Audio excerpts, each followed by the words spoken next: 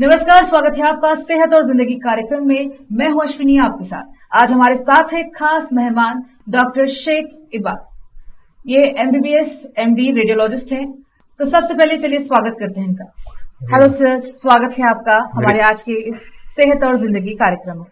Very good evening, thank you. तो दर्शकों, सबसे पहले आपको बताते चले कि इन्होंने एमबीबीएस और एमडी किया है रेडियोलॉजी में। तो सबसे पहले आज हम डॉक्टर साहब से जानना चाहेंगे कि सर, रेडियोलॉजी क्या है? जी, रेडियोलॉजी एक बहुत वास्ट ब्रांच है। इन शॉर्ट मैं बोल सकता हूँ कि we are specialist to the specialist doctors. Because जब भी डॉक्टर के पास, जब क्लिनिकल डॉक्टर के पास जब कोई पेशेंट जाता है ट्रीटमेंट के लिए, तो डेफिनेटली वो इन्वेस्टिगेशंस के लिए भेजते हैं। जैसे एक्सरे है, अल्ट्रासाउंड है, सीटी स्कैन है, एमआरआई है। डिपेंडिंग अपॉन द रिपोर्ट, जो रिपोर्ट आती है उसके अकॉर्डिंगली डॉक्टर ट्रीट करते हैं। So we are specialist to the specialist. Radiology में क्या क्या एडवांसमेंट हुआ है हाल ही के टाइम में? What all the advanced? Okay, पहले तो जब ये ब्रांच लॉन्च हुआ था, इसमें तो जस्ट डायग्नोस्टिक था ये, कि हम जस्ट बीमारी को पहचानते थे और क्लिनिशियन को बोलते थे कि फलाना फलाना बीमारी है पेशेंट को, वो उसके हिसाब से ट्रीटमेंट करते। लेकिन रिसेंट एडवांसेस में ये है कि nowadays we went in the path of the treatment. हम लोग ट्रीटमेंट के एस्पेक्ट में भी जा रहे हैं, मैनेजमेंट के एस्पेक्ट में जा रहे हैं। तो उसमें जो रिसेंट एडवांसेस है, पहले तो एक डायग्नोस्टिक है। जो रिसेंट एडवांसेस लाइक अगर किसी को बायोप्सी कराना होती है, कि जैसे जिस्म में कोई ट्यूमर होता है, तो उसको अल्ट्रासाउंड गाइडेड या सीटी गाइडेड हम उसको टिश्यू निकाल के लैब को भेजते हैं। जब लैब से रिपोर्ट आती है तो उसके हिसाब से ट्रीटमेंट होता है। ये तो डायग्नोस्टिक हो गया। नाउ अभी तो ट्रीटमेंट एस्पेक्ट में एक न्यू एडवांस आया है कि इंटरवेंशन रेडियोलॉजी। उसमें क्या हो रहा है कि हम जो है जो माइनर बोन ट्यूमर्स रहते हैं उसको जो है सो बिना ऑपरेशन के उसको हील कर सकते हैं। और जैसे बॉडी में कोई ट्यूमर होता है, जब पहले बिफोर दिस जो भी ट्यूमर होता था उसका ऑप्शन ये रहता था कि सर्जरी करना पड़ता था। सर्जरी करके उसको सुचर एक इंसिशन लेके उसको खोल के निकालते थे। लेकिन अब ये एडवांसेस ये आया है कि इंटरवेंशन रेडियोलॉजी में कि थ्रू कैथेटर के थ्रू हम वो ट्यूमर का ब्लड सप्लाई ब्लॉक करते हैं बिना कोई सर्जरी के, और ट्यूमर अपना आप अंदर ही इट विल डाई, वो ट्यूमर अंदर ही मर जाता है। तो it's one of the great boost in the management field, in our medical field. Okay, जैसे कि अभी आपने बोला कि बायोप्सी कराने में, एक्सरे नॉल में होता है, तो स्पेशली कैंसर पेशेंट्स के अंदर भी रेडियोलॉजी ट्रीटमेंट उन्हें दिया जाता है। जी एग्जैक्टली। कैंसर कौन से स्टेज का है, कहाँ कहाँ पे फैला है, ये सब रेडियोलॉजिस्ट का रोल होता है। वो बताता है कि ऑन्कोलॉजिस्ट जो कैंसर स्पेशलिस्ट होते हैं उनको हम बताते हैं और वो अकॉर्डिंगली उसको ट्रीट करते हैं। तो मैं आपसे जानना चाहूंगी कि कौन से स्टेज के कैंसर में रेडियोलॉजी दिया जाता है एंड कितना सक्सेस रेट है इसका? या एक्चुअली ये ड्वेल रोल है इसमें। एक तो कैंसर इन स्टेज में हम उसको कैच कर सकते हैं, तो एक तो रेडियोलॉजी होता है, एक दूसरा पैथोलॉजी होता है कि हम जैसे जो टिश्यू निकाल के देते हैं वो पैथोलॉजिस्ट अपने माइक्रोस्कोप में रख के वो उसको स्टडी करते हैं, तब वो कंफर्म होता है कि कैंसर है। और कौन से स्टेज पे कैंसर है, हम एनी स्टेज पे हम लोग सीटी स्कैन वगैरह करके पता कर सकते हैं। जी, तो ये जो ट्रीटमेंट होता है रेडियोलॉजी का कैंसर पेशेंट्स में, अक्सर सर्जरी के बाद भी रेडिएशन थेरेपी दी जाती है। जी एग्जैक्टली। तो ये रेडिएशन थेरेपी मतलब कितना एक्यूरेसी है इसका? या एक्चुअली 3 मोड्स ऑफ ट्रीटमेंट है। जब आप कैंसर के ताल्लुक से पूछ रहे हैं तो इसमें 3 मोड्स ऑफ ट्रीटमेंट रहता है। एक तो कीमोथेरेपी होता है, एक तो सर्जरी होता है, एक तो रेडिएशन होता है। कि depending upon the tumour, types of tumour और कौन सा स्टेज का ट्यूमर है, उसके हिसाब से हर एक का मोडालिटी अच्छा है। कोई ट्यूमर ऐसे होते हैं कि जस्ट रेडिएशन देने से they will melt like a wax और चले जाएंगे। बस ट्यूमर्स को सर्जरी करके निकालना पड़ेगा, बस ट्यूमर्स को कीमोथेरेपी से हील करना पड़ेगा। सो depend upon the different type of cancer, उसका मैनेजमेंट ऑन्कोसर्जन डिसाइड करते हैं ऑन्कोलॉजिस्ट। अच्छा, जो भी कार्सिनोमा होता है। जी एग्जैक्टली। तो उसमें ये किस तरह से काम करता है रेडिएशन थेरेपी कार्सिनोमा में? या एक्चुअली रेडिएशन जो कार्सिनोमा के जो अंदर जो सेल्स रहता है, जीन्स होता है, उसको हिट करके उसको डैमेज करता है।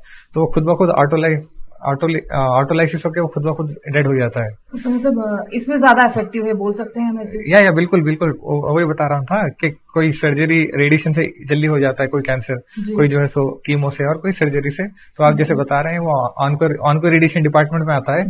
वो लोग उसमें रेडिएशन देके कई सारे मैलिग्नेंसीज के लिए ट्रीटमेंट के लिए यूज करते हैं। ओके, जैसे कि हम सभी लोग जानते हैं कि अगर किसी चीज के कोई बेनिफिट्स है तो उसके कुछ नुकसान भी होते हैं। तो अब हम आपसे जानना चाहेंगे कि इससे क्या कॉम्प्लिकेशंस है, इसके क्या डिसएडवांटेजेस हैं? एक्चुअली डिसएडवांटेजेस, जी साइड इफेक्ट्स, आपने बहुत अच्छा सवाल किया। साइड इफेक्ट्स तो है इसमें, बिकॉज इसमें आयोनाइजेशन रेडिएशंस रहते हैं। इसमें जो सीटी स्कैन स्पेशली पहले दौर में, एक्सरे अभी भी यूज होते हैं। एक्सरे में रेडिएशन, उसमें एनर्जी होती है और सीटी स्कैन में होती है।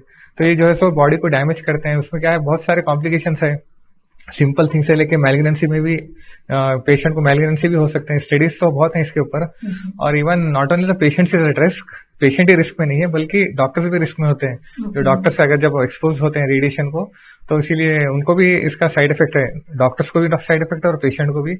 लाइक जैसा जो डेलिकेट ऑर्गन्स रहते हैं लाइक थायराइड टिश्यू, जब रेडिएशन एक्सपोज होते हैं तो both are at risk, both the patient and also the doctor. Okay अभी आपने मैलिग्नेसी की बात की तो एक सवाल इस पे मैं पूछना चाहूंगी आपसे।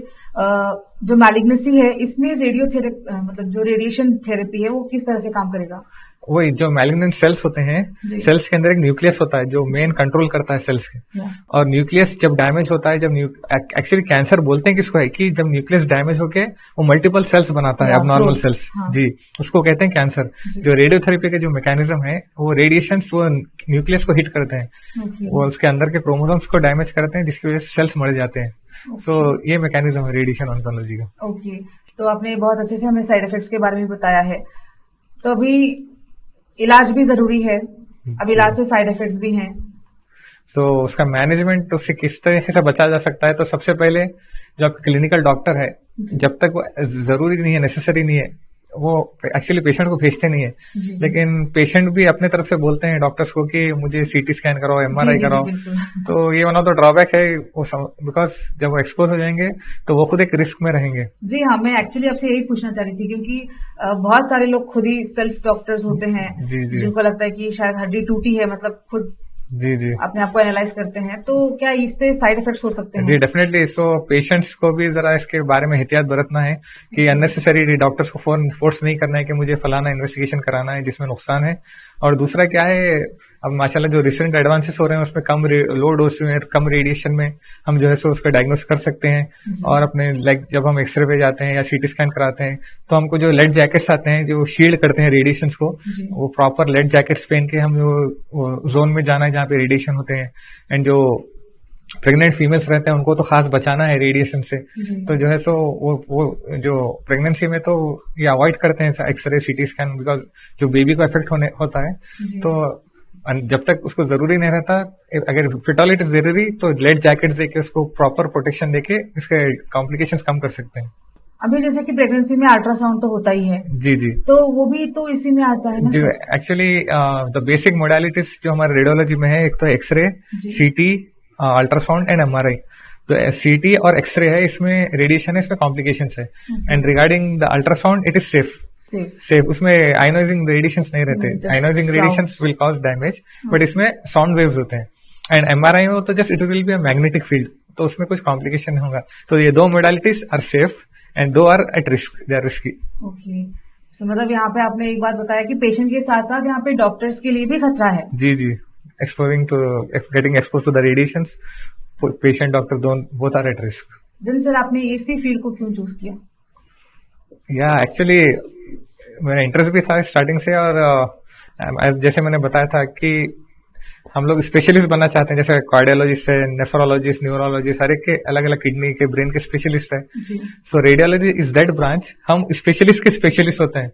जब तक हम लोग जो रिपोर्ट नहीं देते, even cardiologist, heart surgeon, kidney surgeon, neuro surgeon, वो प्रोसीड नहीं करते जब तक कि हमारी रिपोर्ट्स नहीं रहती। So we are the person who guides them. Okay, that's really great. दर्शकों, आपको बताते चले कि City Diagnosis Ultrasound Clinic Old City में है। इनका खुद का क्लिनिक है डॉक्टर जी का। सर, एक और इम्पोर्टेंट सवाल मैं आपसे पूछना चाहूंगी कि जो रेडियो डायग्नोसिस है इसके एक्सपेंसेस क्या होते हैं और लोगों का नजरिया क्या होता है इसके प्रति? जी एक्चुअली एक्सपेंसेस तो हैं, लाइक जैसे हम हाई मोडालिटीज पे जाते हैं, X-ray will be cheaper, X-ray कम रेट में हो जाएगा, अल्ट्रासाउंड थोड़ा कॉस्टली है, सीटी स्कैन उससे और कॉस्टली और एमआरआई उससे और costly. So depending upon the modality, depending on the resource that will take, उसके हिसाब से एक्सपेंसेस तो लगेंगे पेशेंट्स को। एंड एक और सवाल है मेरा आपसे कि जैसे कि बीदर में कितने सारे पेशेंट्स हैं यहाँ पर, तो बीदर से हैदराबाद काफी पास ही पड़ता है, तो लोगों का मतलब बीदर में आपका एक क्लिनिक है, तो हाउ दे अप्रोच? एक्चुअली जब वो लोग हैदराबाद जाने डिसाइड करते हैं, पहले बीदर से दे विल स्टार्ट, जी बीदर से स्टार्ट करते हैं। तो बीदर में जब हम लोग रेडियोलॉजिस्ट उनको डिजीज बता के देते हैं, तब चल के वो हैदराबाद जाते हैं। सो हैदराबाद बीदर से उतना फर्क तो नहीं होता है, बिकॉज हाँ, अगर हैदराबाद जब जाते हैं, अगर फिर से अगर वहाँ के डॉक्टर्स उनको रिपीट करने के लिए बोलते हैं, तो they will repeat the same investigation जो हम बीदर में करते हैं। और ऑलमोस्ट वहाँ भी सेम रेडियोलॉजिस्ट होते हैं, हम भी सेम होते हैं, तो ज्यादा कुछ फर्क नहीं होता है फर्क नहीं पेशेंट्स पड़ता में। है। जी जी। सर, आपने अपना कीमती समय हमारे साथ शेयर किया, इसके लिए बहुत बहुत धन्यवाद। Okay, thank you very much, thank you.